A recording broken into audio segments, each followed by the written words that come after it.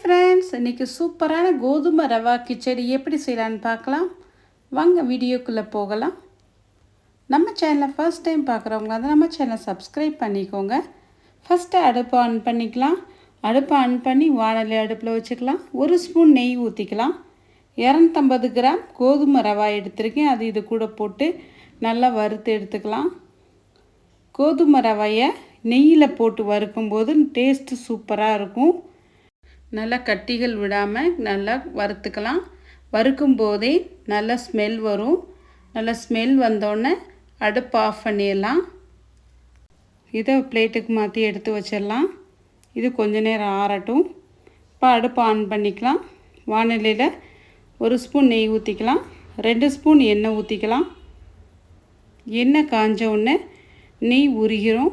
அதில் 1 ஸ்பூன் கடுகு உளுத்தம்பருப்பு, 1 ஸ்பூன் ஜீரகம், 1 ஸ்பூன் கடலைப்பருப்பு, 15 முந்திரி பருப்பு போட்டு நல்லா பொரிஞ்சு வரட்டும்.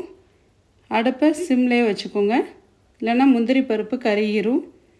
லைட்டாக கோல்டன் ப்ரௌன் ஆனோடனே பொடியாக நறுக்கி வச்சு இஞ்சி போட்டுக்கலாம். 2 பச்சை மிளகாய் பொடியாக நறுக்கி இது கூட சேர்த்துக்கலாம். இது கூட மல்லிச்செடி கருவேப்பிலை போட்டுக்கலாம். ஒரு பெரிய வெங்காயத்தை பொடியாக கட் பண்ணி இது கூட சேர்த்துக்கலாம். நல்லா வதக்கி விட்டோன்னே 1/4 ஸ்பூன் மஞ்சள் தூள் போட்டு வதக்கிடலாம். வெங்காயம் லைட்டாக கோல்டன் ப்ரௌன் ஆனோடனே இது கூட பொடியாக நறுக்கி வச்ச பீன்ஸ் கேரட்டையும் சேர்த்துக்கலாம். இது கூட ஒரு தக்காளி பழத்தை பொடியாக நறுக்கி வச்சுருக்கேன், அது இது கூட சேர்த்துக்கலாம். 1 ஸ்பூன் கல்லுப்பு போட்டு நல்லா வதக்கி விட்டுக்கலாம். தக்காளி காய்கறி எல்லாமே நல்லா மசிஞ்சு வரட்டும். நல்லா வெந்து வந்துகிட்ருக்கு. ஹை ஃப்ளேம்லேயே வச்சு வதக்கி விடுங்க. அப்போ தான் காய் நல்லா சீக்கிரம் வேகும். நல்லா வதங்கிருச்சு. இப்போ நம்ம தண்ணி ஊற்றிக்கலாம். 1 கப் ரவைக்கு 3 கப் தண்ணி ஊற்றிக்கலாம். உங்களுக்கு குழைவாக வேணும்னா 1 கப் எக்ஸ்ட்ரா ஊற்றிக்கோங்க. நல்லா தண்ணி ஊற்றிட்டு நல்லா கலந்து விட்டுறலாம். அடுப்பை ஹை ஃப்ளேம்லேயே வச்சிடலாம். லைட்டாக கொதி வந்துகிட்ருக்கு. நல்லா கொதிச்சு வரணும். நல்லா கொதிச்சிருச்சு. இப்போ நம்ம வறுத்து வச்ச கோதுமை ரவையை சேர்த்துக்கலாம். ரவையை சேர்த்துட்டு உடனே கரண்டி வச்சு நல்லா கிளறி விட்டுறணும், இல்லைனா கெட்டி புட்டுரும். கெட்டி பட்டுட்டால் சரியாக வேகாமல் இருக்கும். அதனால் நல்லா கைவிடாமல் கரண்டியை வச்சு நல்லா கிளறி விட்டுக்கிட்டே இருக்கணும். நல்லா தளதளன்னு கொதிச்சுக்கிட்டு இருக்கு. அடுப்பை ஹை ஃப்ளேம்லேயே இருக்கட்டும், அப்போ தான் சீக்கிரம் வெந்து வரும்.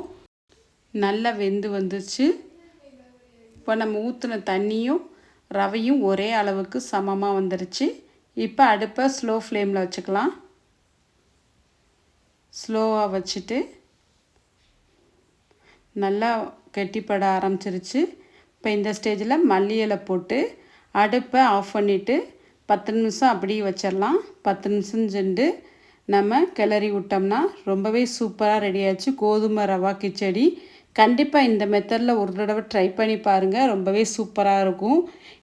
இந்த ரெசிபி காலையில் பிரேக்ஃபாஸ்ட்டுக்கு ஈவினிங் டின்னருக்கும் ரொம்பவே சூப்பராக இருக்கும். கோதுமை ரவா கிச்சடி கண்டிப்பாக ட்ரை பண்ணுங்கள். குழந்தைங்க கூட விரும்பி சாப்பிடுவாங்க. பிளேட்டில் சூடான கோதுமை ரவா கிச்சடி வச்சு தேங்காய் சட்னி வச்சு சாப்பிட்டு முடிச்சாச்சு. இந்த வீடியோ பிடிச்சிருந்தால் லைக் பண்ணுங்கள், ஷேர் பண்ணுங்கள், சப்ஸ்கிரைப் பண்ணுங்கள். நெக்ஸ்ட் விலாகில் பார்க்கலாம். பாய்.